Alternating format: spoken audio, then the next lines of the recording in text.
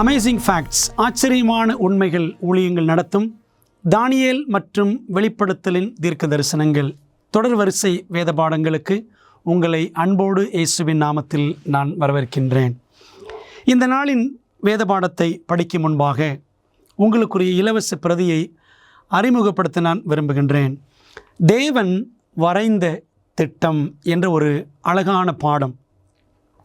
இந்த பாடத்தை நீங்கள் படிக்க வேண்டுமென்றால் எங்களோடு தொலைபேசி எண்ணில் தொடர்பு கொள்ளும்படி நான் அழைக்கின்றேன். அல்லது ஆன்லைனில் நீங்கள் பதிவிறக்கம் செய்ய வேண்டும் என்றால் எங்களுடைய அமேசிங் ஃபேக்ட்ஸ் வெப்சைட்டுக்குள்ளே சென்று பதிவிறக்கம் செய்து கொள்ளும்படி, டவுன்லோட் பண்ணிக்கொள்ளும்படி உங்கள் அன்போடு நான் அழைக்கின்றேன். பிரியமானவர்களே, இந்த நாளின் வேத பாடத்தின் ஆராய்ச்சி தலைப்பும் அதேதான், தேவன் வரைந்த திட்டம். நாம் அதற்காக ஜெபித்து ஆரம்பிப்போமா? எங்கள் நல்ல பிதாவே, இப்பொழுதும் உம்முடைய கரங்களால் நீர் வரைந்து கொடுத்த திட்டத்தை நாங்கள் என்னவென்று கற்றுக்கொள்ளப் போகிறோம். ஆவியானவரே, எங்களை வேண்டிய எல்லா சத்தியத்திற்குள்ளும் வழிநடத்தும்படியாய் ஒப்படைக்கிறோம். அடியனை நீர் ஆட்கொள்ளும். கேட்கிற ஒவ்வொருவரையும் கர்த்தர் சந்தையும் பேசும். இயேசுவின் நாமத்தில் ஜெபிக்கிறோம் நல்ல பிதாவே, ஆமென்.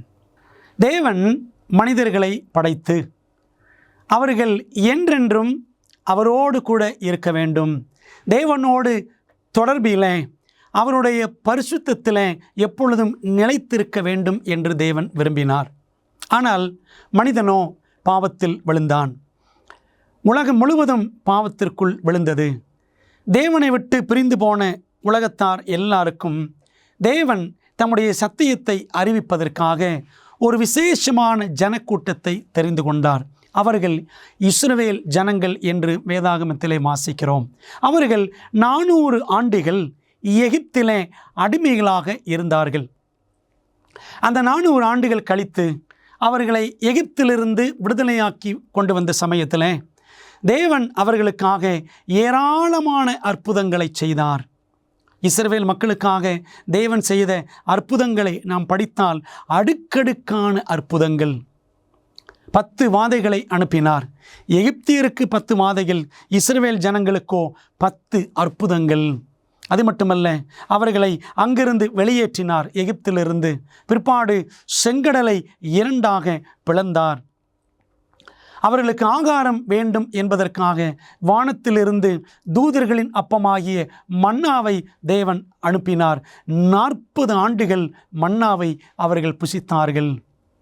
அது மட்டுமா, தேவன் அவர்களுக்கு எதிராக எழும்பின அமலேக்கியரை முறியடிப்பதற்காக தேவன் அற்புதமான விதத்தில் அவர்களுக்கு வெற்றியை கொடுத்தார் என்று நாம் வாசிக்கிறோம்.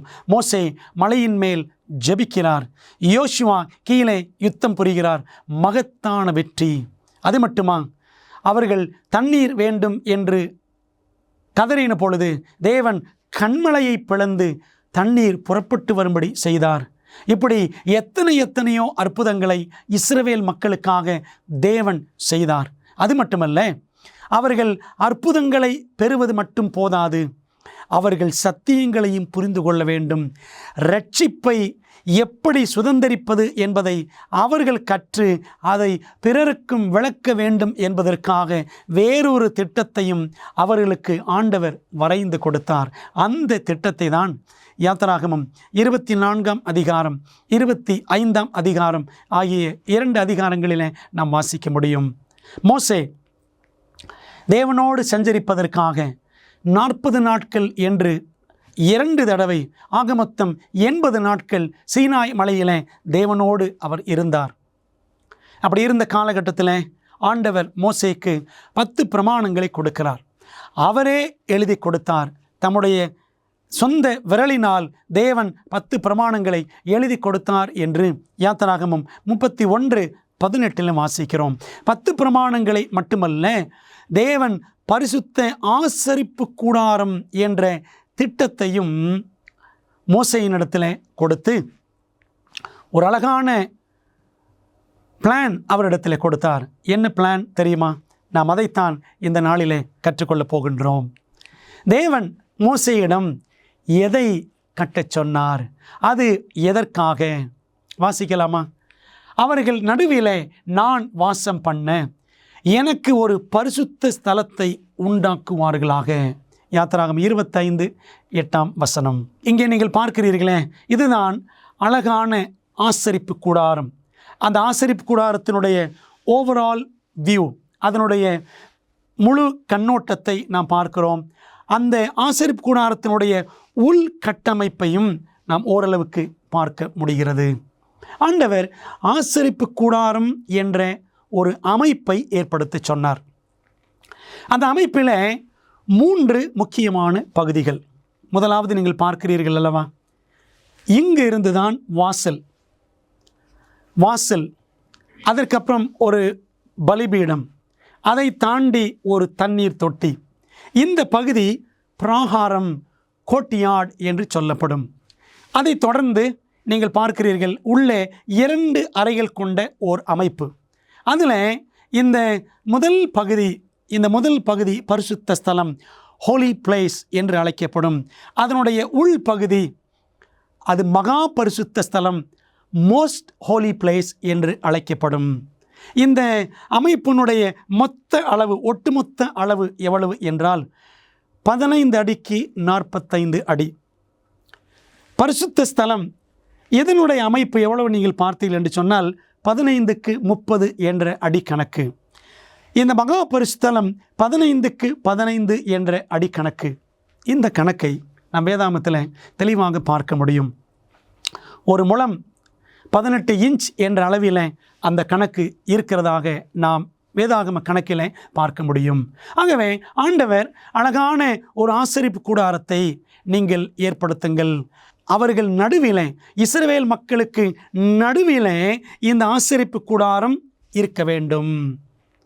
பிரியமான தேவ பிள்ளைகளே, இன்றைக்கி நம்முடைய வாழ்க்கையிலும் தேவன் ஆலயம் என்ற அவருடைய ஒழுங்கு அமைப்பு, பரிசுத்த ஆலயம் நம்ம எல்லாருக்கும் நடு மையமாக நம்முடைய வாழ்க்கையில் இருக்க வேண்டும் என்று தேவன் வடிவமைத்திருக்கிறார். ஆகவே ஆண்டுடைய ஆலயம் செல்லுவதை, அவரை தொழுது கொள்ளுவதை நம்முடைய வாழ்வின் மையமாக, நம்முடைய ஆண்டவருக்கு நாம் நடுமையமான முதன்மையான இடம் கொடுக்கிறவர்களாக இருக்கிறோமா என்பதை ஒரு சிந்தனையாக உங்கள் முன்பாக வைக்க விரும்புகிறேன். ஆகவே தேவன் கொடுத்த திட்டம், எனக்கு ஒரு பரிசுத்த ஸ்தலத்தை உண்டாக்குவார்களாக.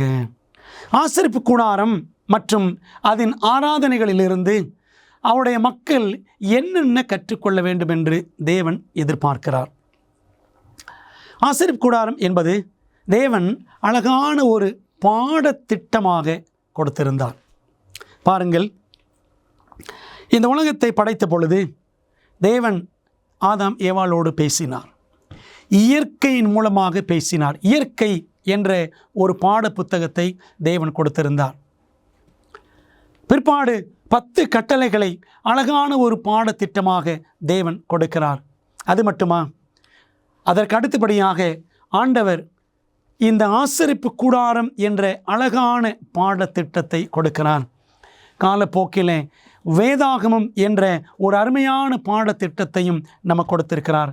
எல்லாவற்றுக்கும் மேலாக இயேசுவே ஒரு உயிர் உள்ள பாடமாக இந்த உலகத்தில் அவர் இறங்கி வந்தார். இப்படி ஆண்டவர் நம்ம எல்லாருக்கும் ஏராளமான பாடத்திட்டங்களை, பாட புத்தகங்களை கொடுத்திருக்கிறார். அதில் நாம் நம்முடைய இரட்சிப்பை குறித்து கற்றுக்கொள்வதற்காக பரலோகம் கொடுத்திருக்கிற அழகான பாடத்திட்டம்தான் இந்த ஆசரிப்பு கூடாரம். சங்கீதம் 77:13 மிகவும் முக்கியமான அழகான வசனம். வாசிக்கலாமா? சங்கீதம் 77:13 சொல்லுகிறது, தேவனே உமது வழி பரிசுத்த ஸ்தலத்தில் உள்ளது. தேவன் நம்முடைய இரட்சிப்பின் வழியை எங்கிருந்து நாம் கற்றுக்கொள்ள வேண்டும் என்று விரும்புகிறார் என்று சொன்னால், அவருடைய ஆசரிப்பு கூடாரத்தில் அவர் அந்த இரட்சிப்பின் வழியை நமக்கு தெரியப்படுத்தி இருக்கிறார் என்பதை மிக அழகாக அந்த சங்கீதத்தில் நாம் வாசிக்கிறோம். ஆகவே ஆசரிப்பு கூடாரத்தின் வழியாக இரட்சிப்பின் திட்டம் நமக்கு மிக அழகாக காட்டப்பட்டிருக்கிறது. அதுதான் தேவன் நமக்கு வரைந்து கொடுத்திருக்கிற திட்டம். ஆசரிப்பு கூடாரத்திற்கான மாதிரி வரைபடத்தை மோசே எங்கிருந்து பெற்றுக்கொண்டார்? வாசிக்கலாமா? யாத்திராகமம் 25:40 வசனம், மலையிலே உனக்கு காண்பிக்கப்பட்ட மாதிரியின் படியே அவைகளை செய்ய எச்சரிக்கையாய் இரு. யாத்திராகமம் 25:40. ஆண்டவர் மோசேயை சீனாய் மலைக்கு அழைத்திருந்தார். அங்கே பரலோகத்தின் ஆசரிப்பு கூடாரம், that original sanctuary in heaven, அதை ஆண்டவர் செய்தாராம், மோசேக்கு காண்பிக்கிறார். அதனால் ஆண்டவர் சொல்றாரு, மலையிலே, சீனாய் மலையிலே உனக்கு காண்பிக்கப்பட்ட மாதிரியின் படியே என்னென்ன செய்ய வேண்டுமோ பொருட்கள் அனைத்தையும் நீ செய்ய வேண்டும் என்று தேவன் சொன்னார்.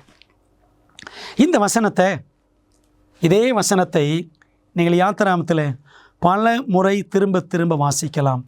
எபிரேயர் புத்தகத்திலையும் நீங்கள் வாசிக்கலாம்.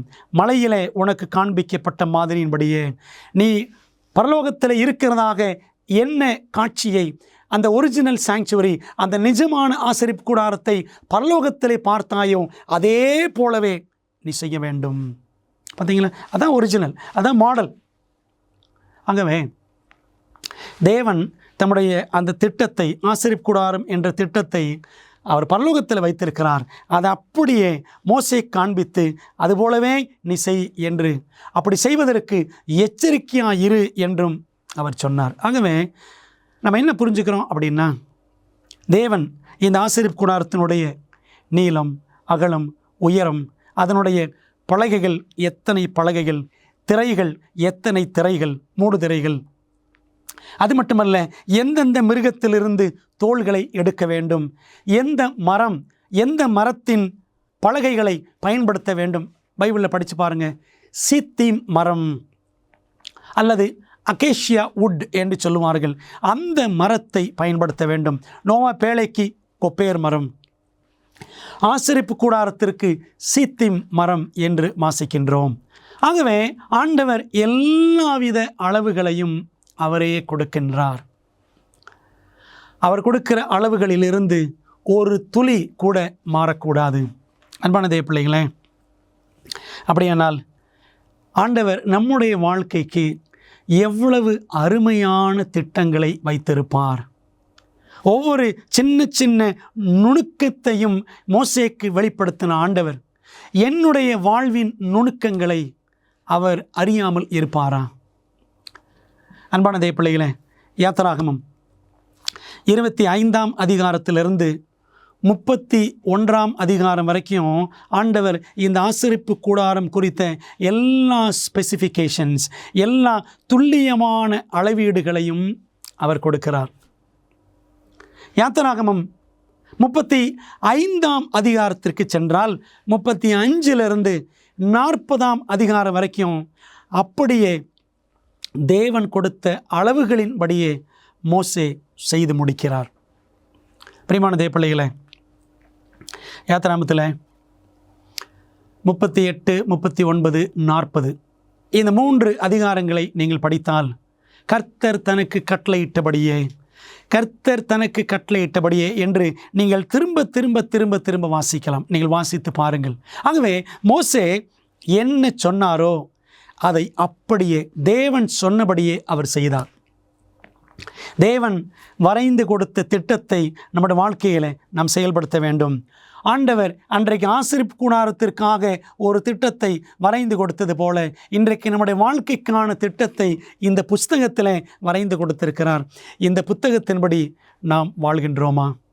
மோசேயை போல கர்த்தர் கட்டளையிட்டபடியே நாம் நடக்கிறோமா என்பதை சற்று சிந்தித்து பார்க்க வேண்டும். யாத்திராகம புத்தகம் முழுக்க முழுக்க மீட்பு என்ற காரியத்தை பற்றி பேசுகிறது. வேதாகமத்தில் ஒவ்வொரு புஸ்தகத்திற்கும் ஒரே ஒரு வார்த்தையில் ஒரு விளக்கம் கொடுக்கலாம். ஆதியாகமம் என்று எடுத்துக்கொண்டால் தொடக்கங்கள், பிகினிங்ஸ் என்று சொல்வார்கள்.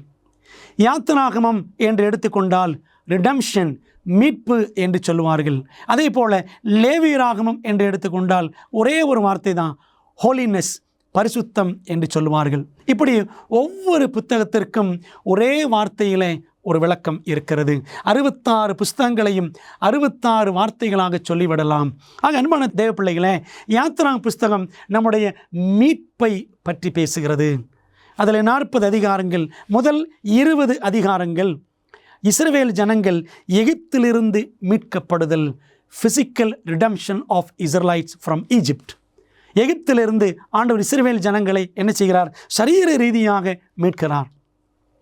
அதே போல யாத்திராகமம் 21ஆம் அதிகாரத்திலிருந்து 40ஆம் அதிகாரம் வரைக்கும் படித்தோம் என்றால் spiritual redemption of Israelites, spiritual redemption of God's people, தேவ ஜனங்களுடைய ஆவிக்குரிய மீட்பு, பாவத்திலிருந்து அவர்களை எப்படி மீட்டெடுப்பது என்பதை யாத்திராகமம் 21 கடைசி வரைக்கும் 40ஆம் அதிகாரம் வரைக்கும் தேவன் பேசுகிறார். அந்த பகுதியில் தான் இந்த ஆசரிப்பு கூடாரத்தை குறித்து நாம் படிக்கிறோம். அன்பான தேவ பிள்ளைகளே, ஆகவே இந்த ஆசரிப்பு கூடாரம் தேவனுடைய மீட்பின் திட்டத்தை நமக்கு அழகாக சுட்டி காட்டுகிறது. இதை மனதில் வைத்து நாம் அடுத்த கேள்விக்கு கடந்து செல்லலாமா? ஆசரிப்பு கூடாரத்தின் பிராகாரத்தில் நிறைய பேர் பிரகாரம் அல்ல, பைபிளை நல்லா படித்து பாருங்க. பிராகாரம், ஆசரிப்பு கூடாரத்தின் பிராகாரத்தில் என்னென்ன பொருட்கள் இருந்தன? அன்பான தேவ பிள்ளைகளே, இந்த ஆசரிப்பு கூடாரத்தை படிக்கும் பொழுது 3 என்ற எண்ணை உங்கள் மனதில் வைத்துக் கொள்ளுங்கள். பிதா, குமாரன், பரிசுத்த ஆவியானவர். மனிதன் மனுக்குலம் ரட்சிக்கப்பட வேண்டும் என்பதற்காக இந்த மூவரும் ஒரே சிந்தையோடு நமக்காக இந்த திட்டத்தை கொடுத்திருக்கிறார்கள்.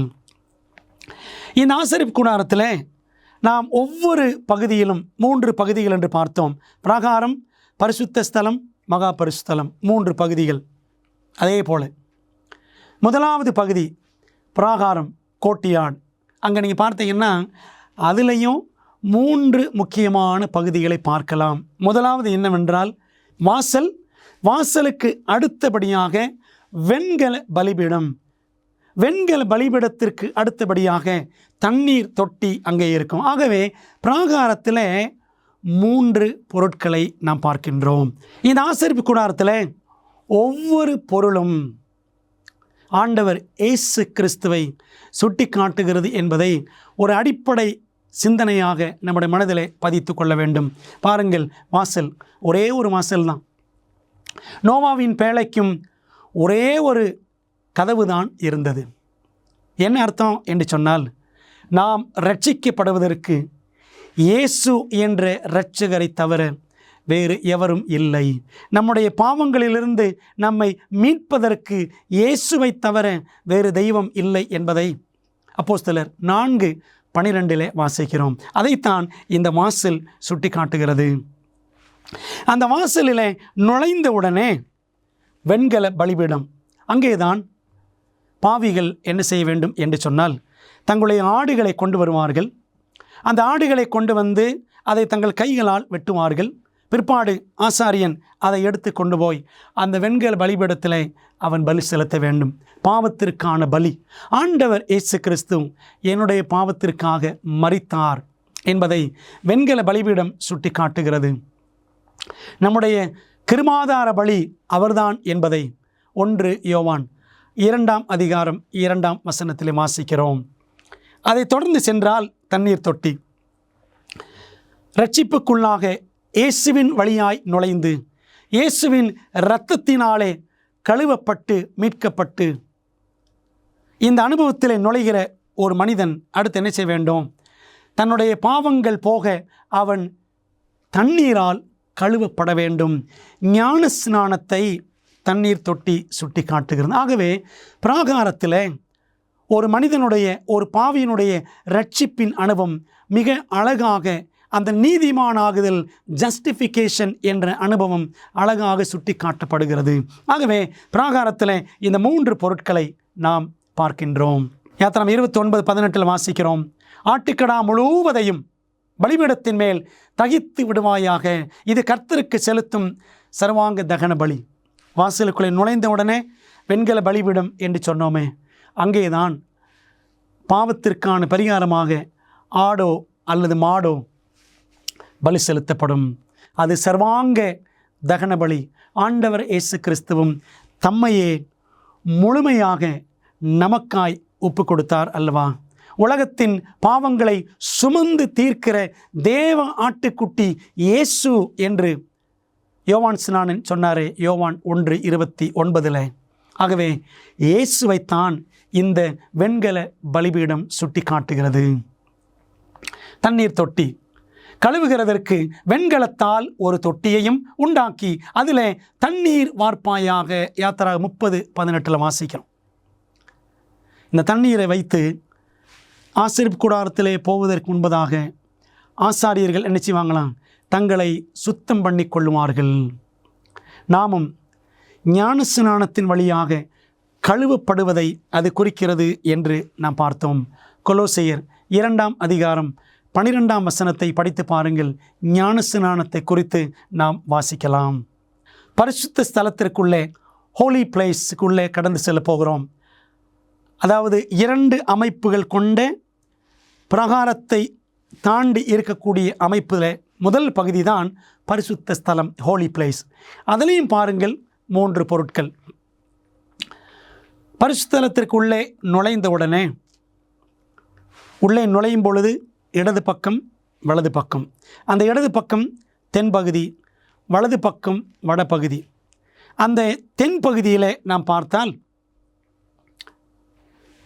நாம் பார்க்கக்கூடிய பொன் குத்து விளக்கு, 7 கிளைகள் கொண்ட பொன் குத்து விளக்கை பார்க்கலாம்.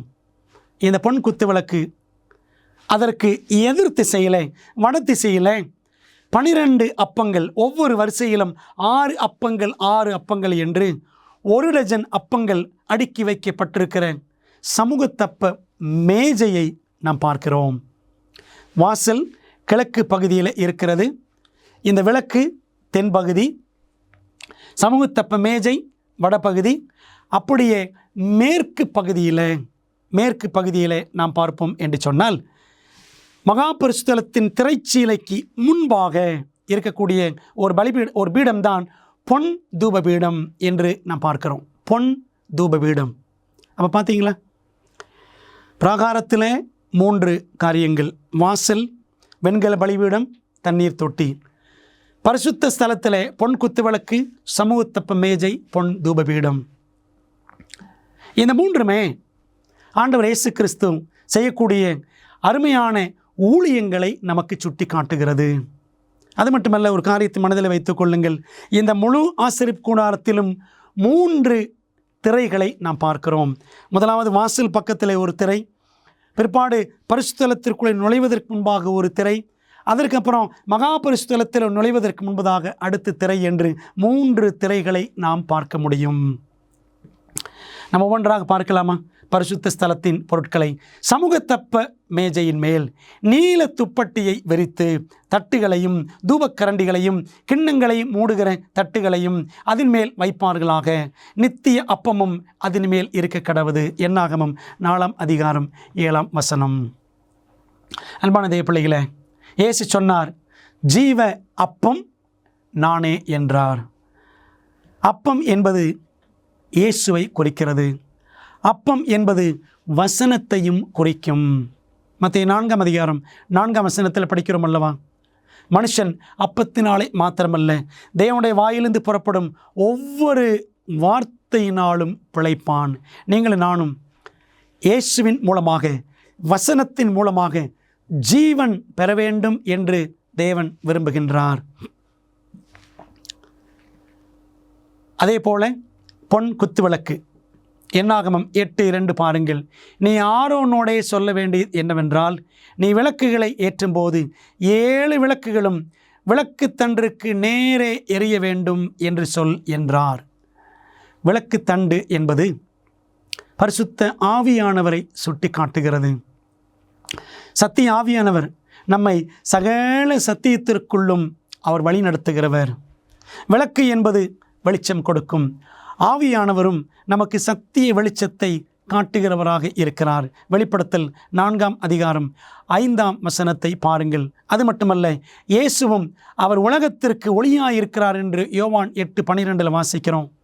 அவர் நம்மையும் நீங்கள் உலகத்திற்கு வெளிச்சமாயிருக்கிறீர்கள் என்று மத்தேயு 5 சொல்லியிருக்கிறார். ஆகவே விளக்கு என்பது இயேசுவையும் அவருடைய பிள்ளைகளையும் பரிசுத்த ஆவியானவரையும் சுட்டி காட்டுகிறது. அடுத்தபடியாக பொன் தூபபீடம். வெளியிலே வெண்கல பலிபீடம், உள்ளுக்குள்ளே பொன் தூபபீடம். தூபம் காட்டுகிறதற்கு ஒரு தூபபீடத்தையும் சீத்திம் மரத்தினால் உண்டாக்குவாயாக. யாத்திராகமம் 30:1 வாசிக்கிறோம். இந்த தூபபீடத்தில் தான் உள்ளே நுழைகிற ஆசாரியன் நறுமணமான பொருட்களை அவன் அதிலே போடுவான். தூபபீடத்தில் அங்கிருந்து நறுமணமான புகை எழும்பும். நறுமணமான புகை என்பது பரிசுத்தவான்களுடைய ஜெபங்களை குறிக்கிறது என்று வெளிப்படுத்தல் 8:2 மற்றும் 3 வாசிக்கிறோம். இந்த தூபபீடம் ஆண்டவர் இயேசு கிறிஸ்து நமக்காக பரிந்து பேசுகிறதை சுட்டி காட்டுகிறது. அதை 1 யோவான் 2:1 வாசிக்கிறோம். ஆண்டவர் இயேசு கிறிஸ்து நம் சார்பில் அவர் நம்முடைய ரட்சிப்புக்காக அவர் ஜெபங்களை நறுமணமான புகையாக அவர் ஏறெடுத்து கொண்டிருக்கிறார். 141 சங்கீதம் 2 வாசித்து பாருங்கள். என் ஜெபம், என் விண்ணப்பம் உமக்கு முன்பாக தூபமாகவும் என்று தாவீது சொல்லுகிறார். நம்முடைய ஜெபங்கள் எல்லாம் தேவனுக்கு முன்பாக இயேசுவின் மூலமாக நறுமணமான தூபமாக அங்கீகரிக்கப்படுகிறது. நாம் பாவிகள் தான். நாம் ஏறெடுக்கக்கூடிய ஜெபங்கள் எல்லாமே நம்முடைய பாவ உள்ளத்திலிருந்தும் பாவ உதடுகளிலிருந்தும் பிறக்கிறது என்பது உண்மைதான். ஆனால் இயேசுவின் கிருபையினாலே நம்முடைய ஜெபங்கள் எல்லாம் நறுமணமாய் பிதாவின் சமூகத்தில் ஏற்றுக்கொள்ளப்படுகிறது. அன்பான தேவ பிள்ளைகளே, தேவ சமூகத்தில் இன்றைக்கு தூபம் போட்டீர்களா? தேவனோடு இந்த நாளிலே நீங்கள் ஜெபித்தீர்களா? தேவனுடைய சமூகத்தில் முழங்கால் படியிட்டீர்களா? அப்படி முழங்கால் படியிட்டு தேவனோடு பேசுவோம் என்று சொன்னால் அது தேவனுக்கு முன்பாக நறுமணமாய் இருக்கும். ஜெபிக்கிறவர்கள் வாழ்க்கை என்றுமே மனம் வீசுகிறதாக இருக்கும். பிரியமானவர்களே, நம்முடைய வாழ்க்கை நறுமணம் வீசுகிறதா? ஜெபத்தின் மூலமாக. ஜெபிக்காமல் நம்முடைய வாழ்க்கை நாற்றம் வீசுகிறதா? சிந்தித்து பார்க்க வேண்டும். இதைத்தான் தூபபீடம் நமக்கு அழகாக சுட்டி காட்டுகிறது.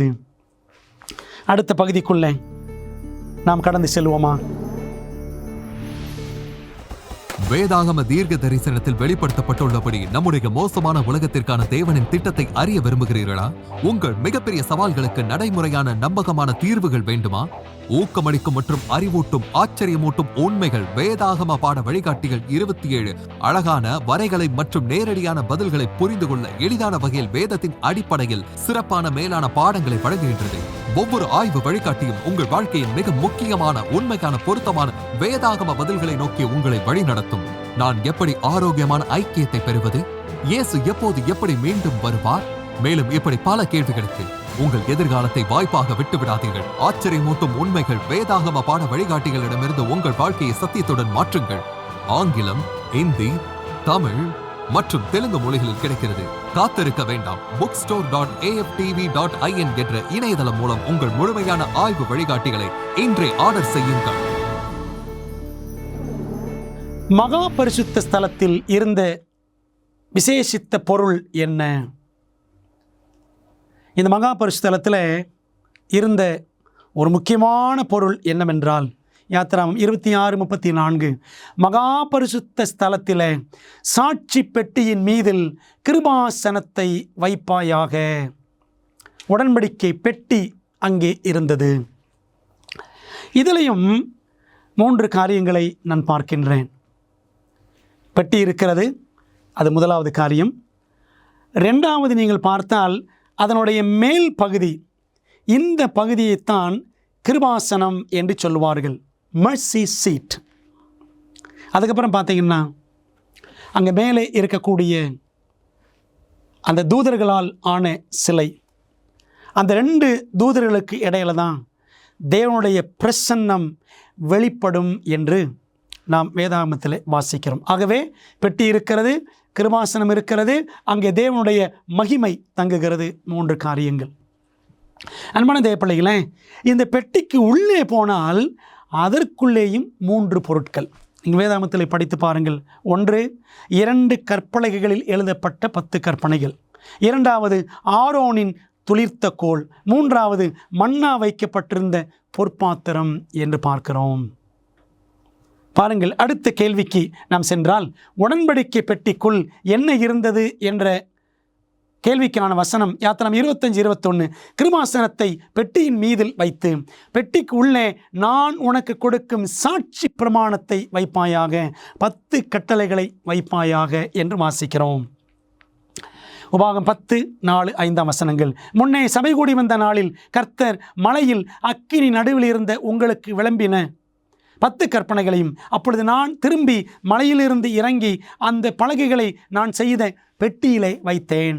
கர்த்தர் என் கட்டளையிட்டபடியே அவைகள் அதிலே வைத்திருக்கிறது. பெட்டிக்குள்ளே இருந்த முக்கியமான பொருள் 10 கட்டளைகள் அடங்கிய 2 கற்பலகைகள். அதுக்கப்புறம் ஆரோனின் துளிர்த்த கோல், மண்ணா வைக்கப்பட்டிருந்த பொற்பாத்திரம். கவனித்தீர்களா? ஒவ்வொரு இடத்துலையும் 3 3 3 3 என்று நாம் பார்க்கிறோம். பிதாவும் குமாரனும் பரிசுத்த ஆவியானவரும் நம்முடைய ரட்சிப்புக்காக எவ்வளவு அருமையான ரட்சிப்பின் திட்டத்தை வகுத்து கொடுத்திருக்கிறார்கள் என்பதை நாம் உணர்ந்து கொள்ள வேண்டும். வேதம் சொல்லுகிறது, எப்படி நாம் ரட்சிக்கப்படுகிறோம், ஒரு பாவி எப்படி ரட்சிக்கப்படுகிறான். எபிரேயர் 9:22, இரத்தம் சிந்துதல் இல்லாமல் மன்னிப்பு உண்டாகாது. ஒரு பாவி தன்னுடைய பாவத்தை உணரும் பொழுது அவன் என்ன செய்ய வேண்டும்? பலி செலுத்த வேண்டும். பாவத்தின் சம்பளம் மரணம். அந்த பாவி மரிக்க வேண்டும். இதுதான் உண்மையான திட்டம். ஆனால் தேவன் அதற்கு மாற்று ஏற்பாடு செய்தார். ஆதாம் ஏவாள் பாவம் செய்த பொழுது அவர்கள் மரித்திருக்க வேண்டும். ஆனால் தேவன் என்ன செய்தார்? வேறொரு மிருகத்தை அவர் பலி செலுத்தினார் என்பதை அவர் பலி செலுத்தும்படி தம்முடைய பிள்ளைகளுக்கு ஆதாம் ஏவாளுக்கு சொன்னார். ஆகவே ஆதாம் ஏவாள் பலி செலுத்தி இருக்க வேண்டும். அவர் பலி செலுத்தினார்கள் என்று வேதாகமத்தில் நேரடி வசனம் இல்லை. ஆனால் ஆதியாகமம் 3:21 படித்து பாருங்கள். தேவன் அவர்களுக்கு தோல் உடைகளை உடுத்தினார் என்று வாசிக்கிறோம். ஒரு தோல் பெறப்பட வேண்டும். 2 பேருக்கும் 2 தோள்கள். கண்டிப்பாக 2 ஆடுகள் பலி செலுத்தப்பட்டிருக்க வேண்டும். பார்த்தீங்களா? அப்போது ஒருவன் பாவி என்று சொன்னால் அவனுடைய பாவத்திற்கு பரிகாரமாக, அவனுடைய பாவத்திற்கு பதிலாக ஒரு மிருகம் பலியிடப்படும் காரியத்தை தேவன் ஏதேனிலேயே அறிமுகப்படுத்தி வைத்திருந்தார். அந்த பலிமிருகம், அந்த ஆட்டுக்குட்டி எதிர்காலத்தில் இயேசு வந்து சிலுவையில் நமக்காக மரிப்பார் என்பதை சுட்டி காட்டுகிறது. இது பாவம் மன்னிப்பு உண்டாகும்படி அநேகருக்காக சிந்தப்படுகிற புது உடன்படிக்கைக்குரிய என்னுடைய இரத்தமாயிருக்கிறது என்று இயேசு மத்தேயு 26:28 சொன்னாரே. ஆக பிரியமானவர்களே, ஆசரிப்பு கூடாரம் அந்த காலகட்டத்திலே பார்த்தோம் என்று சொன்னால் ஆடு அல்லது மாடு, புறா இவை எல்லாவற்றையும் பலி செலுத்தினவர்கள் எதிர்காலத்தில் இயேசு வருவார், மேசியா வருவார், சிலுவையிலே மரிப்பார் என்று எதிர்பார்த்து காத்திருந்தார்கள். இன்றைக்கு நாமோ சிலுவைக்கு பிற்பாடு 2000 ஆண்டுகள் கழித்து வாழ்ந்து கொண்டிருக்கிறோம். நம்ம எல்லாரும் சிலுவையை பின்னோக்கி பார்க்கிறோம். சிலுவைக்கு முன்னாக இருந்த எல்லாருமே சிலுவையை முன்னோக்கி பார்த்தார்கள். நாம் சிலுவையை பின்னோக்கி பார்க்கிறோம். இயேசு வந்தார், தேவாட்டுக்குட்டியாக மரித்தார் என்பதை நமக்கு ஆசரிப்பு கூடாரம் சுட்டி காட்டுகிறது. பாவங்களுக்காக மிருகங்கள் பலி செலுத்தப்பட்ட பொழுது பாவங்களுக்கு என்ன நேரிட்டது? வேதாகமத்தில் பாருங்கள், லேவியராகமம் 1:4-5 வசனங்கள். அது தன் பாவ நிவர்த்திக்கென்று அங்கீகரிக்கப்படும்படி தன் கையை அதன் தலையின் மேல் வைத்து கர்த்தருடைய சந்நிதியில் அந்த காளையை கொல்லக்கடவன். ஆசரிப்பு கூடாரத்தில் 2 விதமான ஆராதனைகள் நடைபெற்றன. ஒன்று அன்றாட பலி, டெய்லி சாக்ரிஃபைஸ் அல்லது டெய்லி சர்வீஸ் என்று சொல்வார்கள். அன்றாட ஆராதனை அல்லது அன்றாட பலி. இதை குறித்து லேவியராகமம் 4ஆம் அதிகாரத்தில் நாம் தெளிவாக படிக்கலாம்.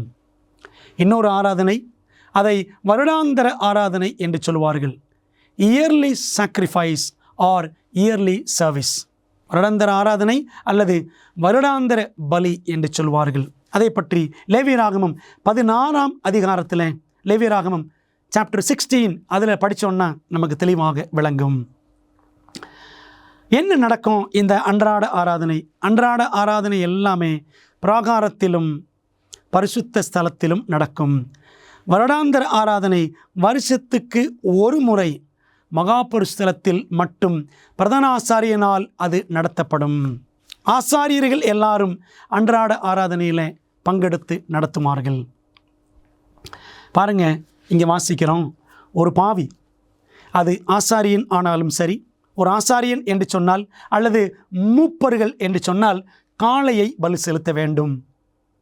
பிற்பாடு பிரபுக்கள், சாதாரண மக்கள் என்று சொன்னால் ஆட்டுக்குட்டி என்றெல்லாம் ஆண்டவர் வைத்திருந்தார்.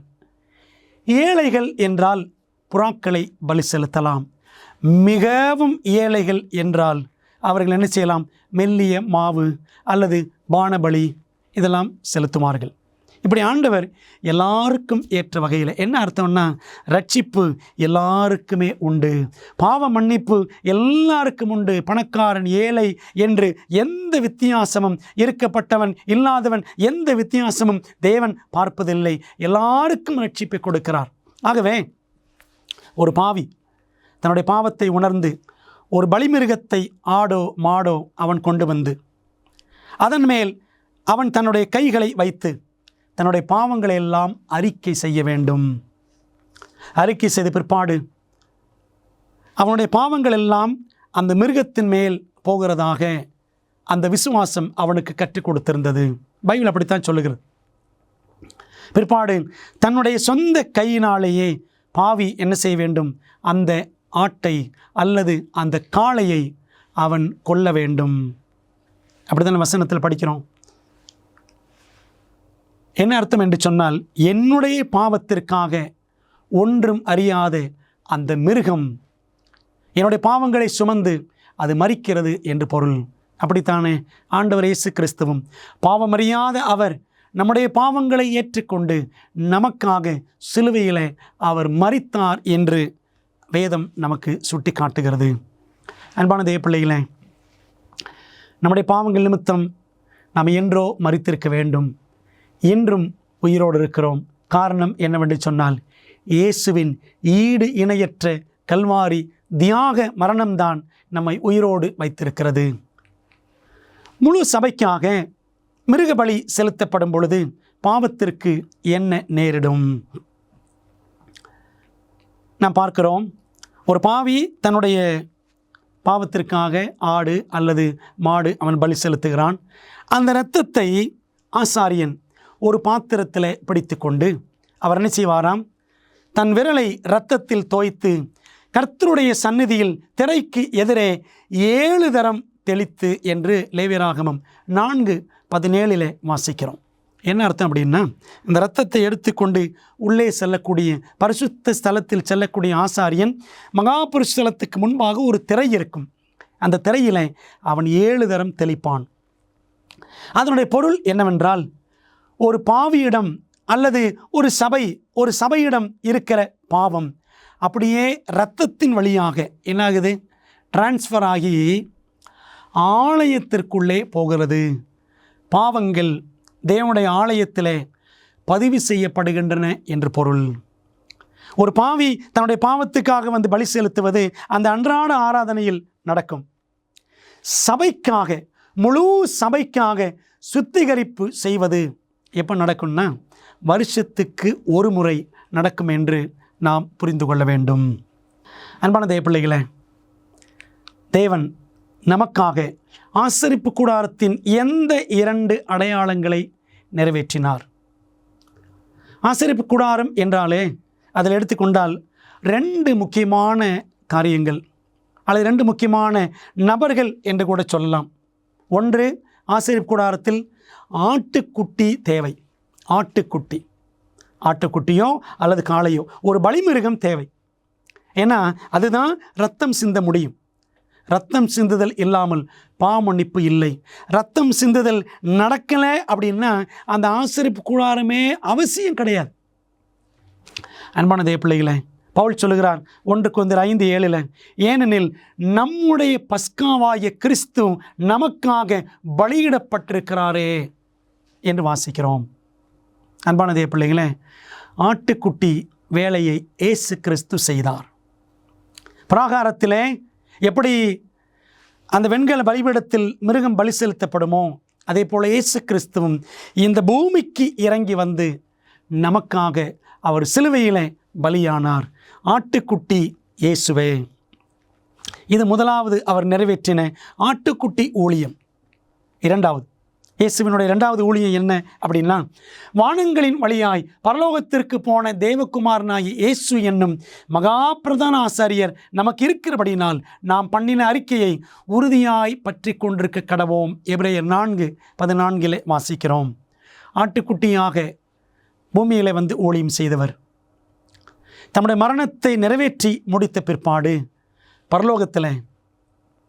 பரலோக தேவ ஆலயத்தில் அவர் இன்றைக்கும் நமக்காக பிரதான ஆசாரியராக இருக்கிறார். அப்படியானால் ஒரு ஆசிரியர் கூடாரத்தில் 2 முக்கியமான ஊழியம். என்ன ஊழியன்னா, ஒன்று ஆட்டுக்குட்டி, இன்னொன்று ஆசாரியன். ஆனால் அது ரெண்டுமே, அந்த ஆட்டுக்குட்டியும் இயேசுவே, அந்த ஆசாரியனும் இயேசுவே என்று 2 ஊழியங்களை இயேசு கிறிஸ்து நிறைவேற்றினார் என்பதை வேதம் நமக்கு அழகாக சுட்டி காட்டுகிறது. இயேசு நமக்கு தந்தருளின நீதிக்காக வேதாகமம் என்ன 6 வாக்கு தத்தங்களை குறிப்பிடுகிறது. பிரியமான தேவ பிள்ளைகளே, ஒரு பாவிக்காக பழைய ஏற்பாட்டு காலத்தில் ஒரு ஆடு பலி செலுத்தப்பட்டது போல இன்றைக்கு ஆண்டவர் நம்ம எல்லாருடைய பாவங்களுக்காக சர்வலோகத்தின் பாவங்களையும் சுமந்து தீர்க்கக்கூடிய கிருபாதார பலியாக ஆண்டவர் இயேசு கிறிஸ்து நமக்காக அவர் இரத்தத்தை சிந்தினார். ஒரு பாவி அவன் வந்து தன்னுடைய பாவத்தினத்தம் ஒரு ஆட்டை பலி செலுத்தும் பொழுது அந்த இரத்தத்தின் மூலமாக அவன் மன்னிக்கப்பட்டவனாய் கடந்து செல்கிறான். அன்பான தேவ பிள்ளைகளே, ஆண்டவர் இயேசு கிறிஸ்து நமக்காக தமது ஜீவனை கல்வாரியிலே கொடுத்தாரே.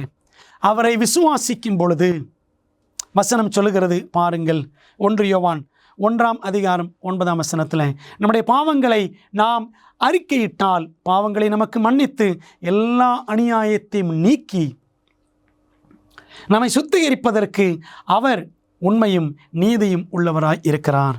இயேசுவிடம் வந்து நாம் பாவங்களை அவரிடத்தில் ஒப்படைத்தால், தேவாட்டுக்குட்டியாம் இயேசுவிடம் நம்முடைய பாவங்கள் எல்லாம் அவர் மீது அறிக்கை இட்டு விட்டுவிட்டால் என்ன நடக்குது அப்படின்னா, அவருடைய இரத்தத்தினால் நாம் கழுவப்பட்டு பாவமே செய்யாதவர்களாக பரலோகத்தால் ஏற்றுக்கொள்ளப்படுகிறோம். இது எத்தனை பெரிய பாக்கியம்! அவருடைய தியாகத்தினாலே, அவர் நமக்கு அருளக்கூடிய நீதியினால் நமக்கு என்னென்ன ஆசீர்வாதங்கள். 6 வாக்குத்தத்தங்களை பார்க்கலாமா? முதலாவது, அவர் நமது பாவங்களை மறைத்து நம்மை குற்றமற்றவர்களாக எண்ணுகிறார். அதுதான் 1 யோவான் 1:9 படித்தோம். நம்முடைய எல்லா அநியாயத்தை நீக்கி நம்மை சுத்திகரிக்கிறார்.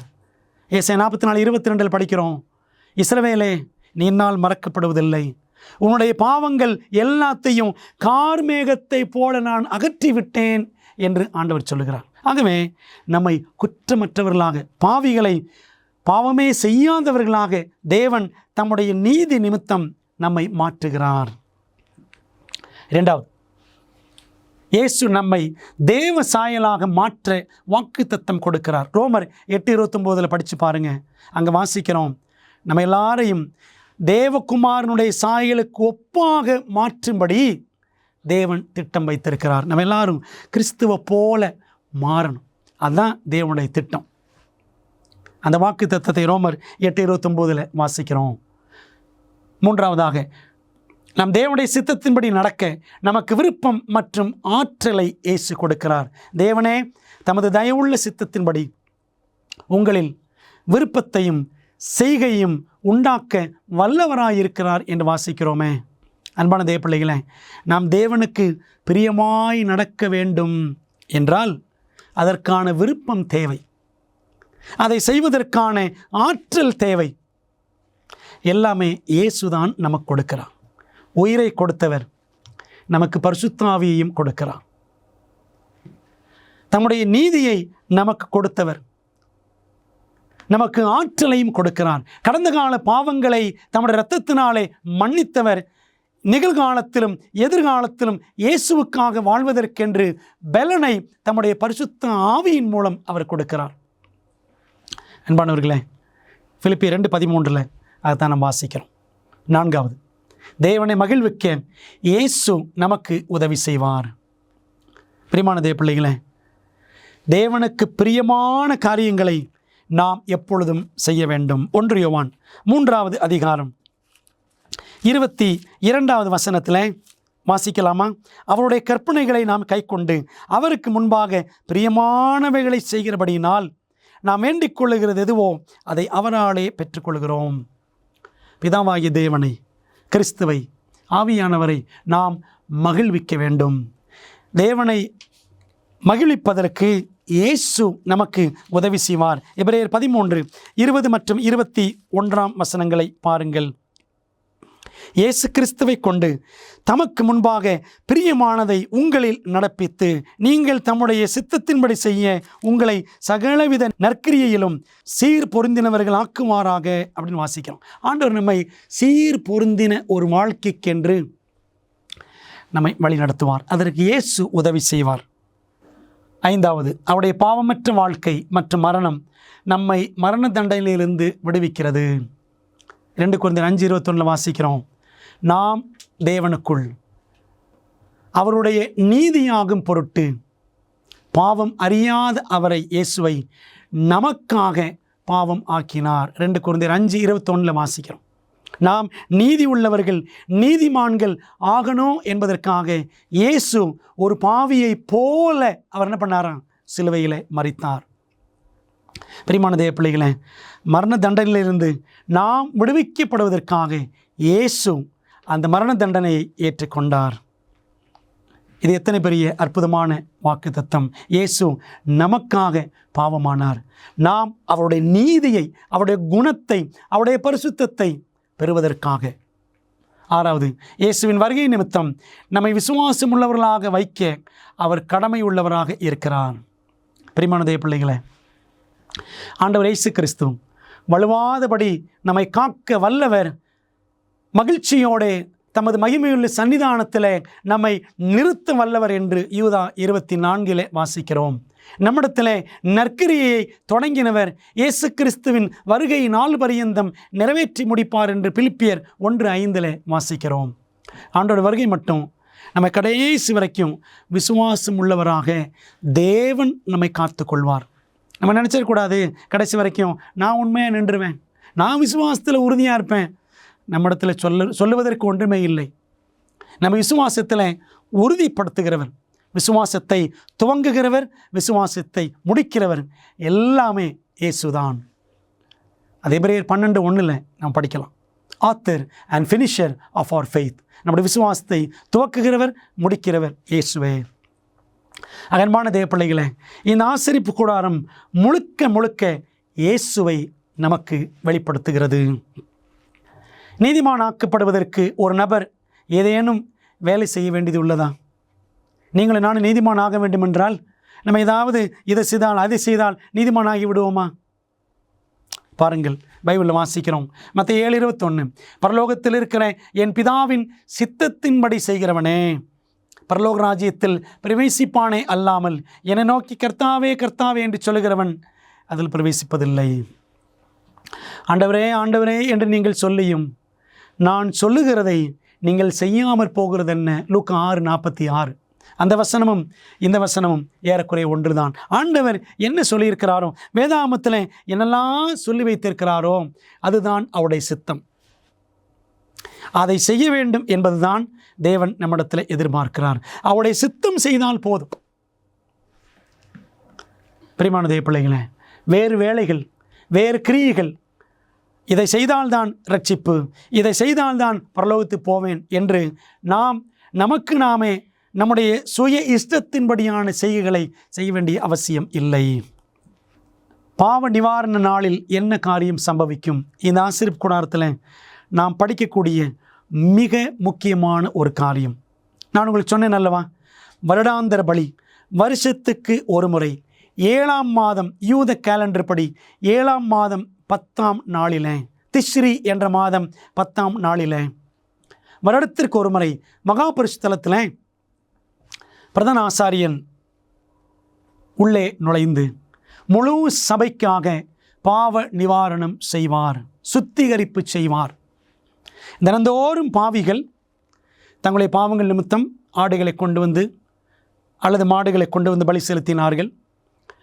அவர்கள் பாவங்கள் இரத்தத்தின் வழியாக உள்ளே சென்றிருக்கிறது ஆலயத்திற்குள்ளே.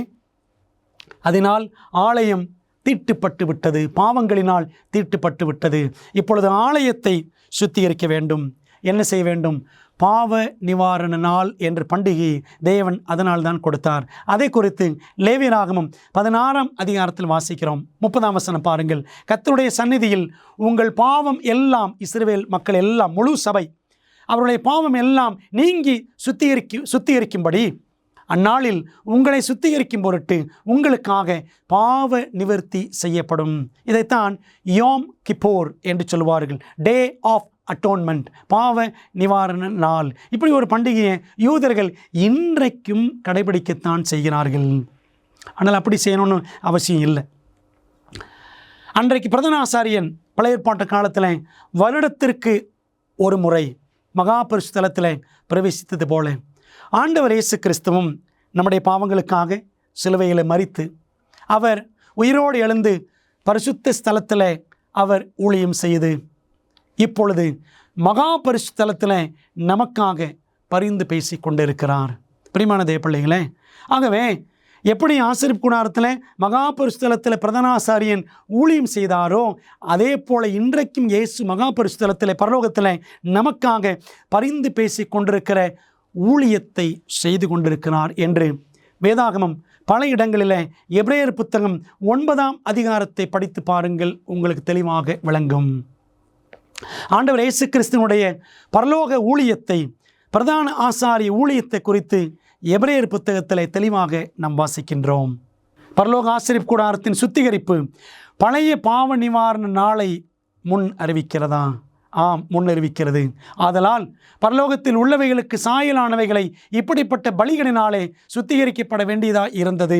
பரலோகத்தில் உள்ளவைகளோ இவைகளிலும் விசேஷித்த பலிகளாலே சுத்திகரிக்கப்பட வேண்டியதாமை என்று எபிரேயர் 9:23 வாசிக்கிறோம். பழைய ஏற்பாட்டில் இந்த பாவ நிவாரண நாளில் என்ன செய்வார்களாம்?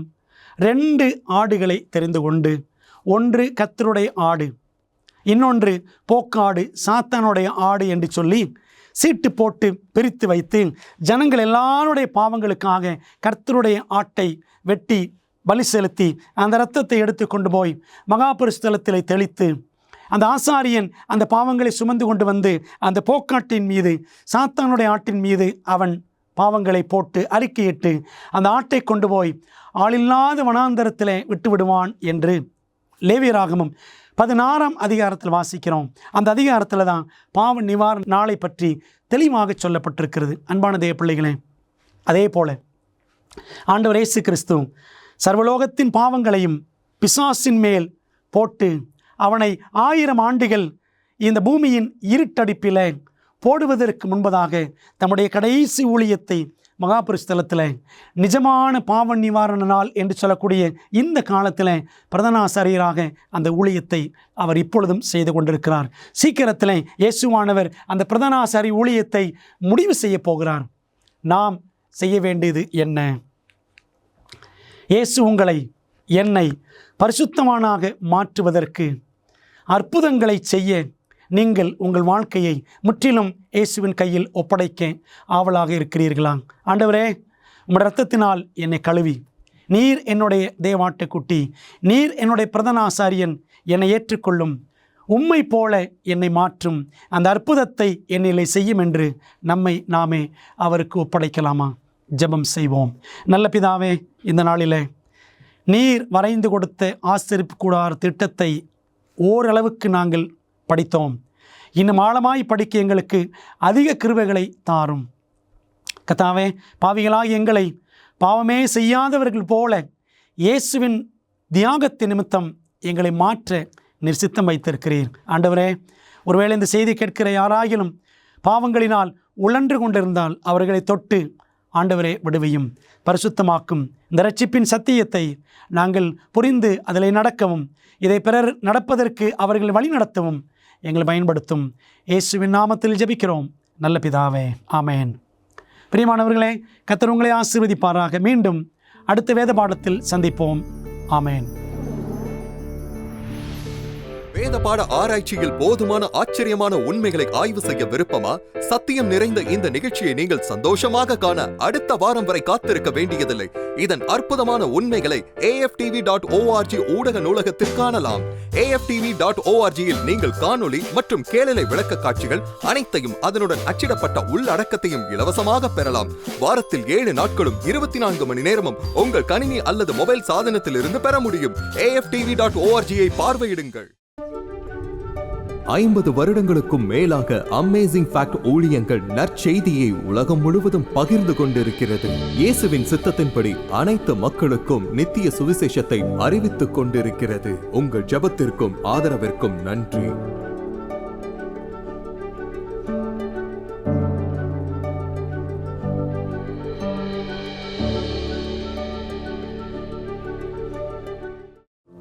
பெரோயா பட்டணத்து சபை விசுவாசிகள் தாங்கள் சத்தியங்களை கேட்ட பிற்பாடு தங்கள் இல்லத்திற்கு சென்று காரியங்கள் இப்படி இருக்கிறதா என்று வேதத்தோடு ஒப்பிட்டு மீண்டும் படித்தார்கள். அதுபோலவே நீங்களும் செய்ய வேண்டும் என்று நாங்கள் விரும்புகிறோம்.